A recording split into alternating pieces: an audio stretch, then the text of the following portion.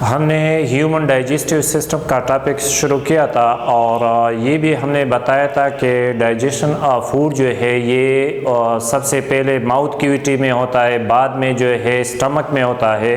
और हमने स्टमक में स्ट्रक्चर ऑफ स्टमक पढ़ा था, लेबर जो है स्टमक में मुख्तलिफ़ किस्म के लेयर्स है, ये हमने पढ़े थे। अभी जो है इस लेक्चर में हम गैस्ट्रिक ग्लैंड्स पढ़ते हैं कि गैस्ट्रिक ग्लैंड्स क्या है। तो अगर आपको याद है हमने पढ़ा था कि स्टमक्स में ग्लैंड्स होते, दोनों किस्म के ग्लैंड्स होते, एक्सोक्राइन ग्लैंड्स भी होते हैं और एक्सोक्राइन ग्लैंड्स अगर आपको याद है इसका मेन फंक्शन ये होता है कि ये एक ग्लैंड जो है एक्सोक्राइन ग्लैंड जो सिक्रीशन करता है उसमें सबसे ज़्यादा जो है एंजाइम होते हैं और एंजाइम और डाइजेस्टिव एंजाइम है। डाइजेस्टिव एंजाइम का मेन फंक्शन ये होता है कि ये डाइजेशन ऑफ फूड में मदद देते। दूसरा जो है हमने एंडोक्राइन ग्लैंड्स पढ़ा था और एंडोक्राइन ग्लैंड्स का जो सिक्रीशन है ये हार्मोन्स होते हैं। याद रखें एक्सोक्राइन ग्लैंड जो है ये एंजाइम सिक्रेट्स करता है और एंडोक्राइन ग्लैंड्स की जो सिक्रीशन है उसको हार्मोन कहते। तो हमने पढ़ा था कि गैस्ट्रिक ग्लैंड जो है, गैस्ट्रिक ग्लैंड ये मौजूद होते हैं in the mucosa of layer. ये हमने पढ़ा था कि स्टमक का जो इनरमोस्ट लेयर है उसको म्यूकोजा कहते हैं और this is the most important layer of the stomach. और इस म्यूकोजा पार्ट्स में जो है डाइजेस्टिव ग्लैंड्स होते हैं या इसको गैस्ट्रिक ग्लैंड्स भी कहते हैं। तो स्टमक में दोनों किस्म के ग्लैंड्स है, एक्सोक्राइन ग्लैंड्स भी मौजूद होते हैं और एंडोक्राइन ग्लैंड्स भी मौजूद है।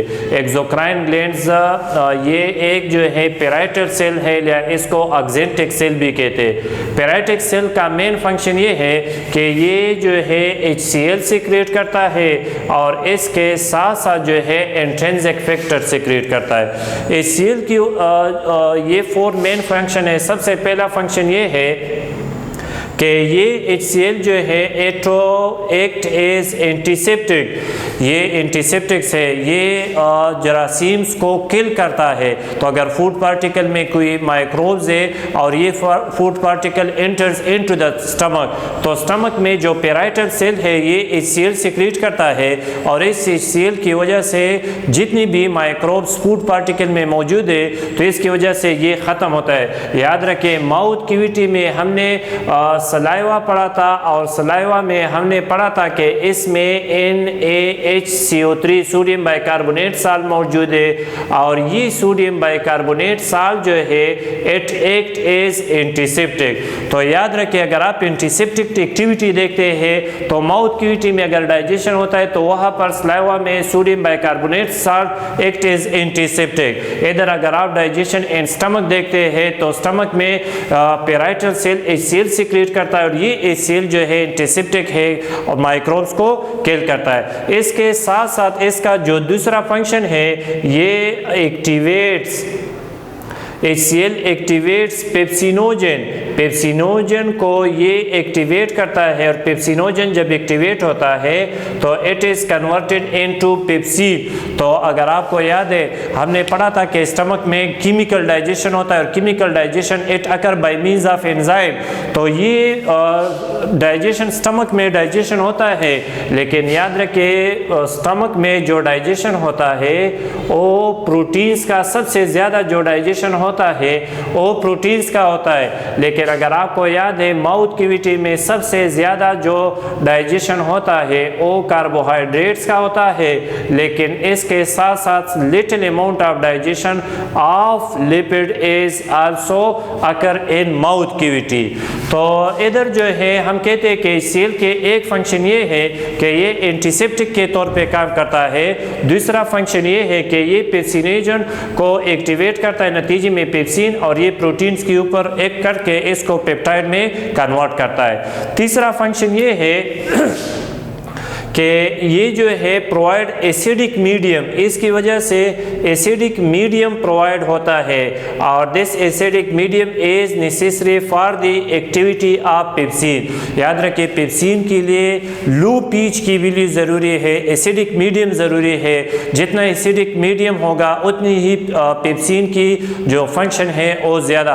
और याद रखिए एसिडिक मीडियम इस तरह भी लिखा है कि 1 से लेकर 3 के दरमियान इसकी पीएच वैल्यू है 7 से कम है तो इसको एसिडिक कहते हैं, 7 की पीएच वैल्यू को न्यूट्रल और 7 से ज़्यादा है तो इसको बेसिक या अल्कलाइन। तो ये इस सेल की वजह से ये फंक्शन। इंट्रिंसिक फैक्टर याद रखें, इंट्रिंसिक फैक्टर जो है ये बेसिकली प्रोटीन्स है विच कंबाइंस, जो मिलते हैं combines with ingested vitamin B12। याद रखें अगर हमारे फूड में विटामिन B12 मौजूद है तो ये विटामिन B12 के साथ इंट्रिंसिक फैक्टर मिलता है तो नतीजे में एक कम्प्लेक्स बनता है और ये कम्प्लेक्स जो है देन ईजिली एब्जॉर्ब, ये आसानी के साथ एब्जॉर्ब होता है इन इंटेस्टाइन, एब्जॉर्ब इन इंटेस्टाइन। तो ये कम्प्लेक्स जब इंटेस्टाइन जाता है तो फिर ये आसानी के साथ एब्जॉर्ब होता है। तो सबसे पहले एक्सोक्राइन ग्लैंड्स में हमने पैराइटल सेल या एक्जेंट्रिक सेल कहते हैं। इस पैराइटल सेल एक तरफ सेल सीक्रेट करता है, दूसरी तरफ इंट्रिंसिक फैक्टर। ये सेल जो है एंटीसेप्टिक है, जरासीम को ख़त्म करता है, पेप्सिनेजन को एक्टिवेट करता है तो नतीजे में पेप्सिन बनता है। पेप्सिन जो है प्रोटीन डाइजेस्टिंग एंजाइम है। और तीसरा इस सेल की वजह से एसिडिक मीडियम बनता है और एसिडिक मीडियम जो है it has low pH value which is necessary for the proper functioning of pepsin। और इंट्रिंसिक फैक्टर ये बेसिकली प्रोटीन्स है जो मिलते हैं इंजेस्टेड विटामिन B12 के साथ, नतीजे में जो कम्प्लेक्स बनता है वो complex is then easily absorb in the intestine. इसके बाद जो है हमारे पास दूसरा जो सेल है एक्सोक्राइन ग्लैंड में वो चीफ सेल है या पेप्टिक सेल है। चीफ सेल या पेप्टिक सेल का मेन फंक्शन ये है कि ये सिंथेसाइज इन सीक्रेट, ये तैयार करता है और फिर सीक्रेट करता है पेप्सिनोजन को। और pepsinogen it is the inactive form of pepsin. Pepsin का इनएक्टिव फॉर्म जो है वो पेप्सिनोजन है। और पेप्सिन जो है इसको हम सिंपली कहते हैं कि this pepsin is the protein digesting enzyme. याद रखें हमने पढ़ा है कि हर एंजाइम का एक ख़ास फंक्शन होता है। तो माउथ क्यूटी में जो एंजाइम है उसका मेन फंक्शन ये है कि ये कार्बोहाइड्रेट्स और लिपिड की डाइजेशन करता है। इधर हम स्टमक पढ़ते हैं और स्टमक में हमारे पास एंजाइम है लेकिन ये प्रोटीन डाइजेस्टिंग एंजाइम है। इसका मेन फंक्शन ये है कि ये प्रोटीन की डाइजेशन करता है और प्रोटीन की जब डाइजेशन करता है तो these proteins are converted into small peptide, छोटे छोटे पेप्टाइड्स यूनिट्स में प्रोटीन को कन्वर्ट करता है। और डाइजेशन तो इसको कहते हैं कि जब large polypeptide chain they are converted into small polypeptide chains और पेप्टोन्स में कन्वर्ट होते हैं। तीसरा जो है इसका एक और जो हम कह सकते हैं कि पेप्सिनोजन क्यों, ये पेप्सिन जो है इनएक्टिव फॉर्म में, पेप्सिन जो है this is the active form, pepsinogen जो है it is the inactive form. ये एंजाइम इनएक्टिव फॉर्म में क्यों सीक्रेट होता है? तो इसकी जो अंडरलाइंग काज है वो ये है कि अगर ये एंजाइम जो है ये एंजाइम इसी एक्टिव फॉर्म में सीक्रेट होता तो याद रखिए ये स्टमक के जो वाल है ये इसी एंजाइम की वजह से डाइजेस्ट होते, लेकिन इस स्टमक वाल की डाइजेशन से बचने के लिए ये एंजाइम स्टमक के वाल से खारिज होते हैं इस फॉर्म में, क्योंकि ये इनएक्टिव फॉर्म है और इसकी वजह से स्टमक के वाल ख़त्म नहीं होते। लेकिन जिस वक्त ये आता है स्टमक में, स्टमक की कैविटी में आता है तो it is converted into pepsin, तो पेप्सिन में कन्वर्ट होता है और फिर पेप्सिन जो है ये प्रोटीन की डाइजेशन करता है। आगे जो है एक्सोक्राइन ग्लैंड्स में एक पैराइटल सेल, दूसरा चीफ सेल, तीसरा जो है म्यूकस सिक्रीटिंग सेल है।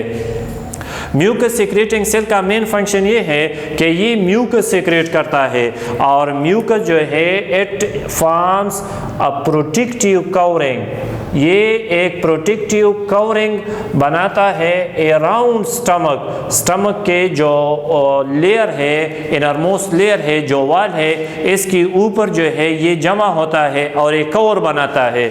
और इस म्यूकस प्रोटेक्टिव कवरिंग की वजह से दिन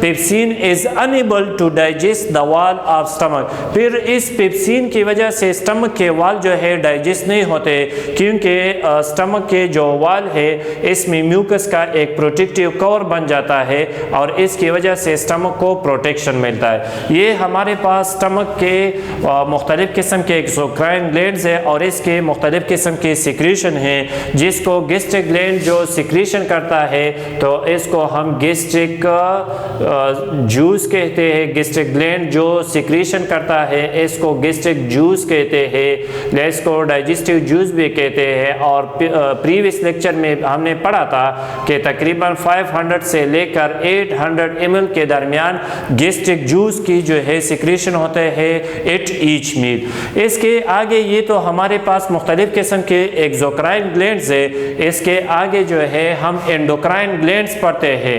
याद रखें स्टमक में हमारे पास एंडोक्राइन ग्लैंड्स का मेन फंक्शन ये होता है कि ये मुख्तलिफ किस्म के हार्मोन सिक्रीट करता है।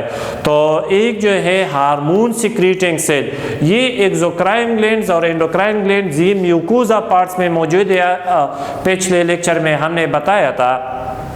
अभी जो है हार्मोन सिक्रीटिंग सेल या जी सेल, इसका मेन फंक्शन ये है कि ये गैस्ट्रीन हार्मोन सिक्रीट करता है, गैस्ट्रीन हार्मोन सिक्रीट करता है।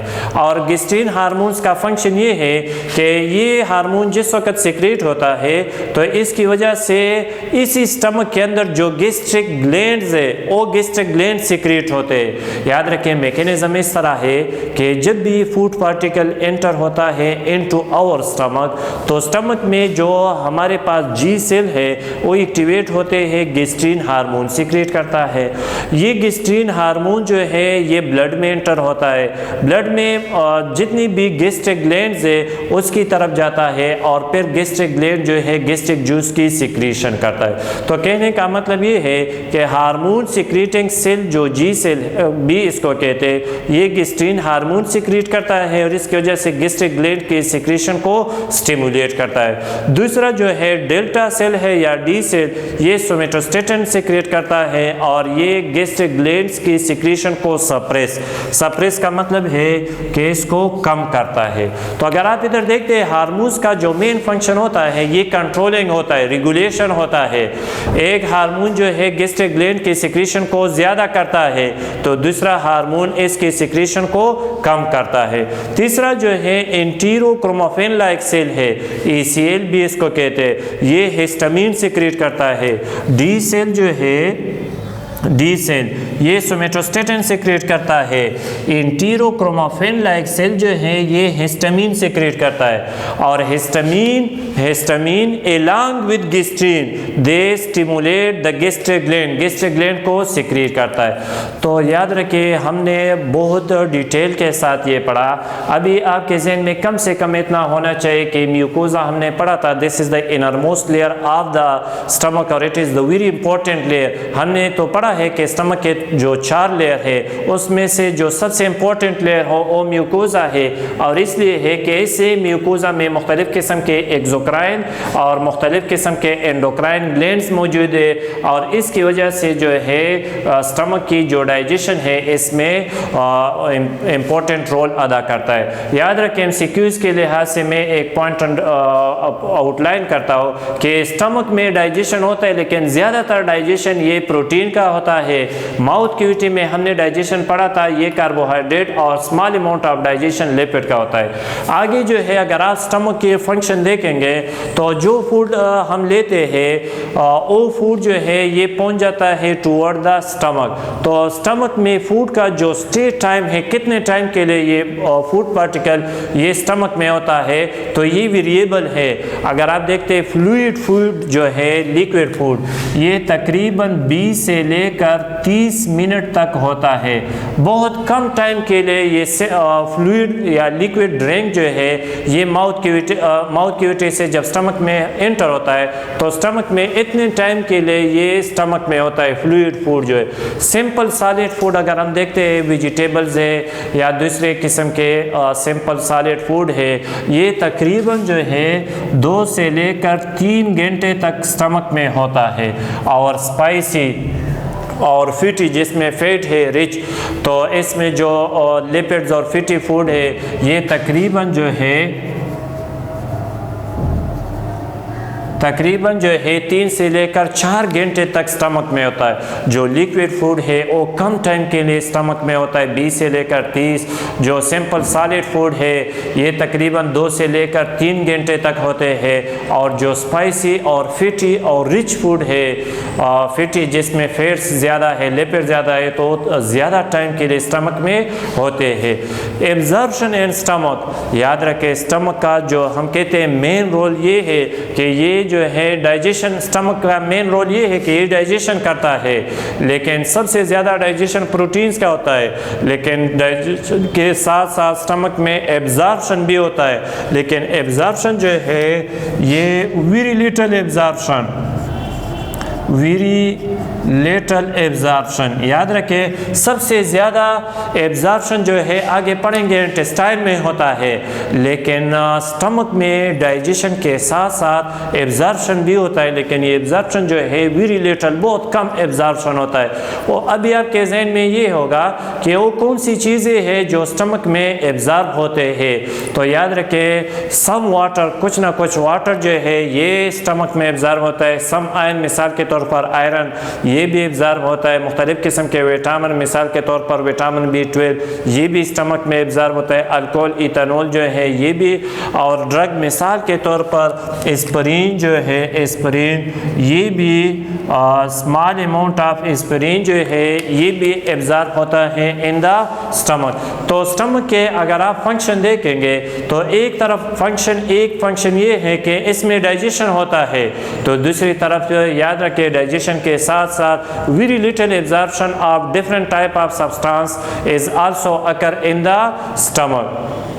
याद रखिए फंक्शंस ऑफ स्टमक अगर आप देखेंगे तो बहुत आसान फंक्शन है। Temporary storage of food, temporary अर्जी को कहते हैं स्टोरेज, जमा को कहते हैं फूड। तो जो भी फूड है, अभी इधर हमने लिखा है कि जिस किस्म के फूड भी जो है वो स्टमक में एंटर होता है तो कम टाइम के लिए, कुछ ना कुछ टाइम के लिए ये स्टमक में होते हैं। अगर इस तरह नहीं होता तो जब फूड आता है स्टमक और स्टमक से डायरेक्ट इंटेस्टाइन में एंटर होता, तो याद रखें हम फिर पूरे दिन जो है आहिस्ता आहिस्ता जो है ये खुराक लेते और फिर इससे स्टमक से आगे इंटेस्टाइन में। लेकिन इस तरीके से नहीं होता है, क्योंकि हम एक दफ़ा जब हम खाना खाते तो कुछ ना कुछ टाइम के लिए ये स्टमक में होता है। स्टमक में जो स्टे टाइम है, एक फूड पार्टिकल का स्टे टाइम दूसरे फूड पार्टिकल से डिफरेंट होता है। तो ये स्टमक जो है स्टोरेज ऑफ फूड करता है, लेकिन टेम्परेरी कम वक्त के लिए। दूसरा जो है डाइजेशन ऑफ प्रोटीन, ये भी मैंने आपको बताया कि स्टमक के जो एक किस्म के सेल है चीफ सेल, ये पेप्सिन सीक्रेट करता है। पेप्सिन जो है प्रोटीन की डाइजेशन करता है, तो ये भी आसान है कि प्रोटीन की डाइजेशन भी स्टमक में होता है। याद रखें ये भी हमने पहले पढ़ा है कि जब केमिकल और मैकेनिकल दोनों किस्म का डाइजेशन स्टमक में होता है तो नतीजे में सूप लाइक स्ट्रक्चर बनता है जिसको कायम कहते हैं। याद रखें स्टमक में दोनों केमिकल और मैकेनिकल डाइजेशन होता है जिसके नतीजे में कायम बनता है। इसके साथ साथ production of intrinsic factor, production पैदा को कहते हैं। इंट्रिंसिक फैक्टर इधर हमने लिखा है कि पैराइटल सेल जो है इंट्रिंसिक फैक्टर को सिक्रेट करता है, और ये प्रोटीन है, ये विटामिन B12 के साथ कंबाइन होता है तो नतीजे में कॉम्प्लेक्स बनता है, और जो कॉम्प्लेक्स बनता है ये जब इंटेस्टाइन में जाता है तो इंटेस्टाइन में आसानी के साथ एब्जॉर्ब होता है। तो for the absorption of vitamin B12 the intrinsic factor are necessary which are produced in the stomach. इसके अलावा empty chymes into duodenum, stomach में जब डाइजेशन होता है तो डाइजेशन के बाद ये फूड पार्टिकल जो है in the form of chyme from the stomach enters into the duodenum, ये स्टमक से एंटर होते हैं ड्यूडेनम में। ये स्टमक के 4 फंक्शन है। एक ये फूड को स्टोर करता है फॉर सम टाइम, दूसरा जो है स्टमक में प्रोटीन की डाइजेशन होती है, तीसरा जो है स्टमक में इंट्रिंसिक फैक्टर जो है ये पैदा होते हैं और they are necessary for the easy absorption of the vitamin B12। और इसके साथ कायम जो बनता है ये ड्यूडेनम में एम्प्टी होता है। याद रखें आखिरी जो है पॉइंट इस तरह है कि ये गैस्ट्रिक जूस जो हम कहते हैं कि इसमें हमारे पास एंजाइम है, HCl है, इंट्रिंसिक फैक्टर है, ये जो गैस्ट्रिक जूस है इसकी सिक्रीशन किस तरीके से कंट्रोल होता है। तो इसके बारे में दो कंसेप्ट है, एक जो है नर्व्स कंट्रोल है, दूसरा केमिकल। कहने का मतलब ये है कि स्टमक में जब फूड एंटर होता है तो गैस्ट्रिक जूस की सिक्रीशन शुरू होती है। ये कौन कंट्रोल करता है? तो या तो नर्व्स कंट्रोल, एक नर्व्स कंट्रोल है जो नर्व सिस्टम कंट्रोल करता है, दूसरा जो है केमिकल कंट्रोल जो मुख्तलिफ किस्म के केमिकल और हार्मोन्स है ये कंट्रोल। नर्व्स कंट्रोल में अगर हम देखेंगे, अगर हम किसी फूड को देखते हैं या किसी फूड को हम स्मेल करते हैं या किसी फूड को का हम टेस्ट मालूम करते हैं या किसी फूड के बारे में हम सुनते हैं, डिलीशियस फूड वो फूड होता है जो मज़ेदार जिसको हम कहते हैं। तो अगर किसी डिलीशियस फूड को हम देखते हैं या इसको हम स्मेल करते हैं नोज़ के ज़रिए से या टांग के ज़रिए से हम इसका टेस्ट मालूम करते हैं या ईयर के ज़रिए से हम सुनते हैं, तो जिस तरीके से हमारे मुंह में पानी आता है तो बिल्कुल इसी तरीके से स्टमक में गैस्ट्रिक जूस की सिक्रीशन शुरू होता है। ये नर्व्स कंट्रोल कहता है। याद रखें पाओलो एक साइंसदान का नाम है, उसने सबसे पहले ये प्रूफ किया था कि गैस्ट्रिक जूस की जो सिक्रीशन है ये हमारा नर्व सिस्टम कंट्रोल करता है, ब्रेन इसको कंट्रोल करता है। तो उसने पाओलो साइंसदान ने डॉग के ऊपर एक्सपेरिमेंट किया था और डॉग का जो एसोफेगस पार्ट था उसको काटा था और ये कट इन जो है ये ओपन्स टू आउटसाइड, ये बाहर की तरफ जो है ये एक्सपोज किया। जब उन्होंने फूड को प्रेजेंट किया कुत्ते के सामने, डॉग के सामने जब फूड को प्रेजेंट किया तो फूड जो है ये तो स्टमक में एंटर नहीं होता है क्योंकि दरमियान में से उसने एसोफेगस को काटा था और एसोफेगस बाहर आया था। तो उसने जब देखा कि गैस्ट्रिक जूस की सिक्रीशन होता था, क्योंकि जब उसने फूड को प्रेजेंट किया तो फूड की प्रेजेंटेशन की वजह से कुत्ते ने फूड को देखा भी, थोड़ा बहुत स्मेल या हेयर भी उसने फूड के बारे में सुना, तो इस केस में गैस्ट्रिक जूस की सिक्रेशन हो गई। लेकिन ये फूड जो है does not enters into the stomach, the food जो है ये तो स्टमक में एंटर नहीं हुआ था, सिर्फ कुत्ते ने ये फूड जो है सिर्फ देखा या इसको स्मेल किया या इसके बारे में सुना, तो नतीजे में गैस्ट्रिक जूस की सिक्रेशन हो गई। तो पाओलो साइंसदान ने कहा कि याद रखें गैस्ट्रिक जूस की सिक्रेशन जो स्टमक में होता है ये नर्व सिस्टम कंट्रोल करता है, क्योंकि फूड जो है ये तो स्टमक में पहुंचा नहीं था कुत्ते के केस में, लेकिन फिर भी गैस्ट्रिक जूस की सिक्रेशन हुआ था। दूसरा जो है उसने कहा कि अगर हम नर्व जो स्टमक तक पहुंच जाते हैं, अगर इन नर्व्स को हम काटेंगे तो याद रखें इस केस में भी गैस्ट्रिक जूस की सिक्रेशन नहीं होती। तीसरा याद रखें गैस्ट्रिक जूस की secretion it is mainly responsible for the digestion of protein, protein की डाइजेशन के लिए ज़रूरी है। जितना खुराक में प्रोटीन ज़्यादा है उतना ही गैस्ट्रिक जूस की सिक्रेशन ज़्यादा होगी। तो नर्व्स कंट्रोल में तीन चीज़ें हैं। एक चीज़ ये है कि अगर हम डिलीशियस फूड को देखते हैं या स्मेल करते हैं या टेस्ट या हेयरिंग, तो इस केस में गैस्ट्रिक जूस की सिक्रेशन होती है। दूसरा, अगर नर्व्स को हम काटेंगे तो गैस्ट्रिक जूस की सिक्रेशन नहीं होगी। तीसरा, जितने फूड में प्रोटीन ज़्यादा है तो गैस्ट्रिक जूस की सिक्रेशन ज़्यादा होगी। आखिरी केमिकल कंट्रोल, केमिकल कंट्रोल ये कहता है कि जब फूड एंटर होता है इनटू आवर स्टमक तो हमारे जी सेल जो है, जी सेल ये गैस्ट्रीन हार्मोन सिक्रीट करता है, गैस्ट्रीन हार्मोन। और ये गैस्ट्रीन हार्मोन ब्लड में एंटर होता है और ब्लड में जितनी भी गैस्ट्रिक ग्लैंड्स है उन गैस्ट्रिक ग्लैंड्स को स्टिमुलेट करता है और नतीजे में गैस्ट्रिक जूस की सिक्रीशन करता है। तो इस तरीके से गैस्ट्रिक जूस की सिक्रीशन का जो मैकेनिज्म और तरीक़ाकार है ये दो है, एक नर्व्स कंट्रोल है, दूसरा केमिकल कंट्रोल। नर्व्स कंट्रोल ये कहता है कि गैस्ट्रिक जूस की जो सिक्रीशन है ये नर्व सिस्टम कंट्रोल करता है, और केमिकल कंट्रोल ये है कि केमिकल कंट्रोल ये कहता है कि केमिकल जो है गैस्ट्रीन